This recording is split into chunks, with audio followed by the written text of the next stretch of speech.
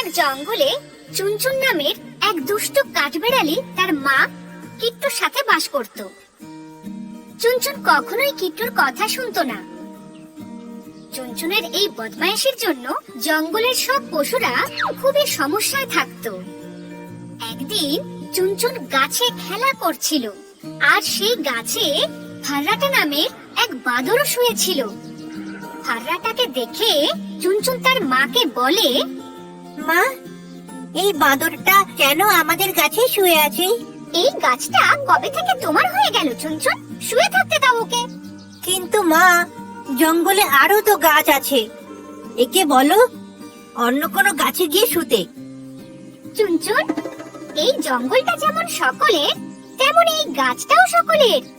এই জন্য এই গাছ থেকে তুমি ওকে সরাতে পারবে না। কিট্টু এই বলে চলে যায়।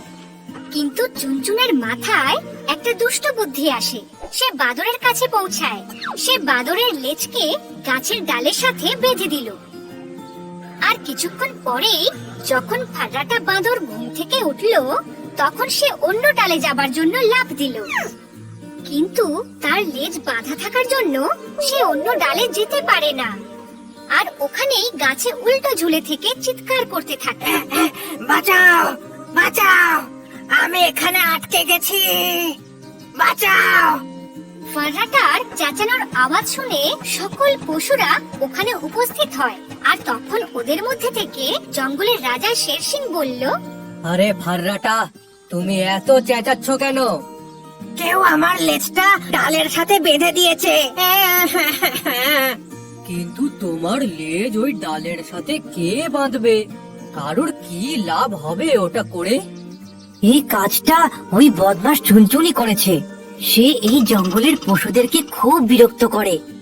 এই কথাগুলো কিট্টু আর চুনচুন গাছের উপরে বসে শুনছিল।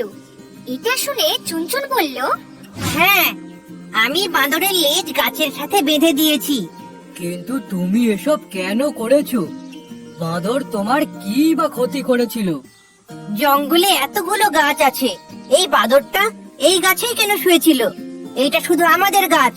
এটা শুনে সকল পশুরা আশ্চর্য হয়ে যায়। তখন হরিণ বলে, চুনচুন, একটা কথা কান খুলে শুনে নাও। এই জঙ্গল সবার জন্য, তাই এখানকার গাছের অধিকার সবার জন্য। চুনচুন, আবার যদি তুমি জঙ্গলের কোনো পশুকে বিরক্ত করার চেষ্টা করো, তবে আমি তোমাকে এই জঙ্গল থেকে বের করে দেব। এটা শুনে কিট্টু তাড়াতাড়ি বলে উঠল, না না মহারাজ, চুনচুন এখনো খুবই ছোট, ওকে ক্ষমা করে দিন। আজকের পর থেকে ও এমন বদমাইশি কখনোই করবে না। আমি এখনই ফাররাটার লেজ খুলে দিচ্ছি। এই বলে কিট্টু ফাররাটা বাদরের লেজ গাছের ডাল থেকে খুলতে থাকে। আর তখনই ফাররাটা বাদর গাছ থেকে পড়ে যায়। এটার পর শের সিং বলে, কিট্টু, কিট্টু, বুঝিয়ে দাও তোমার মেয়েকে। আমি ওকে শেষবারের মতো সতর্ক করে দিলাম। এই বলে শের সিং আর জঙ্গলের সব পশুরা ওখান থেকে চলে যায়। আর কিট্টু চুনচুনকে বলে, চুনচুন, তুমি এই বদমাইশি করা কবে ছাড়বে? তোমার এই বদমাইশি কোনোদিন তোমায় বড় বিপদে ফেলবে, বুঝেছো? কিট্টুর কথা চুনচুনের মনের মধ্যে কোনো দাগ কাটে না। এমন করে কিছুদিন কেটে যায়। এরপর কোনো এক কাজে কিট্টু জঙ্গলের বাইরে যায়। আর সে চুনচুনকে বলল, চুনচুন, আমি একটা দরকারি কাজে জঙ্গলের বাইরে যাচ্ছি। তুমি কিন্তু এখানে কাউকে সমস্যায় ফেলো না, আর জঙ্গল থেকে দূরে কোথাও যাবে না। ঠিক আছে মা, তুমি কোনো চিন্তা করো না, আমি এখানে কাউকে সমস্যায় ফেলবো না। কিন্তু চুনচুনের কথায় কিট্টুর বিশ্বাস হয় না। এই জন্য সে তার পাশের গাছে থাকা কালু কাককে বলে, কালু ভাই, আমি জঙ্গলের বাইরে যাচ্ছি, এক দুদিনে আবার ফিরে আসবো। তুমি কি চুনচুনের একটু খেয়াল রাখবে?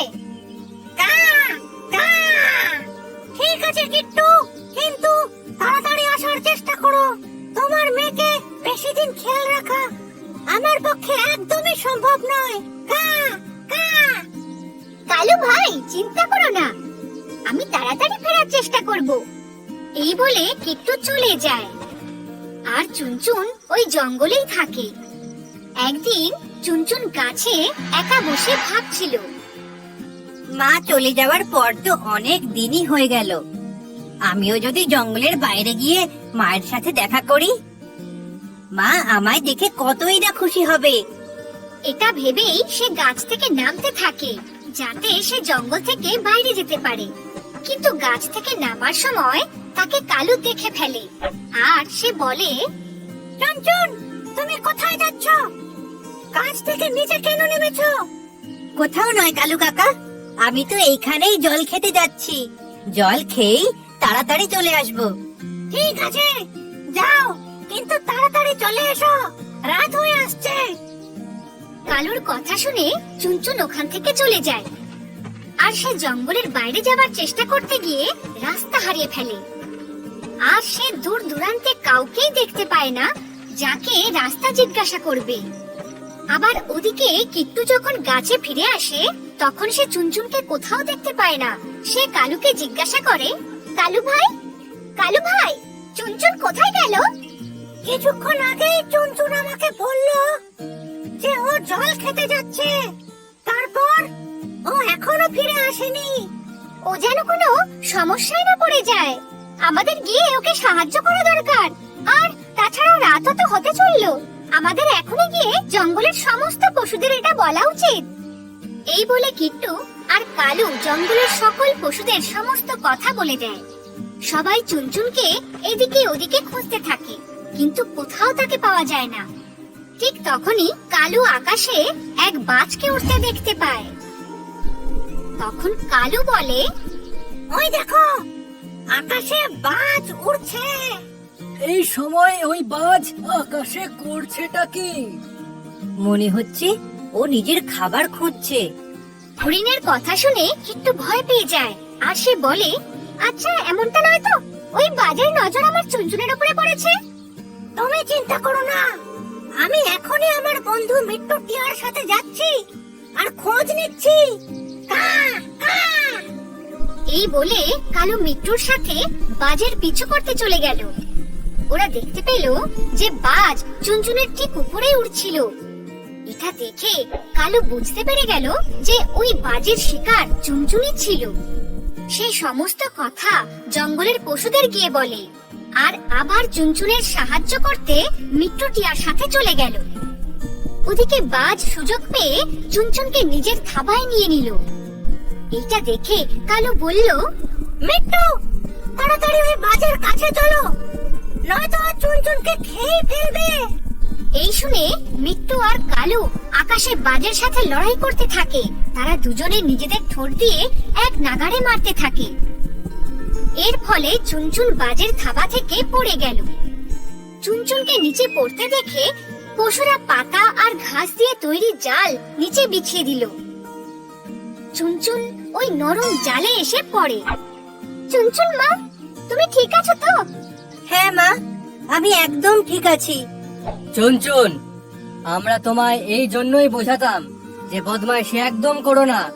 দেখলে তুমি কত বড় বিপদের মধ্যে পড়ে গেলে।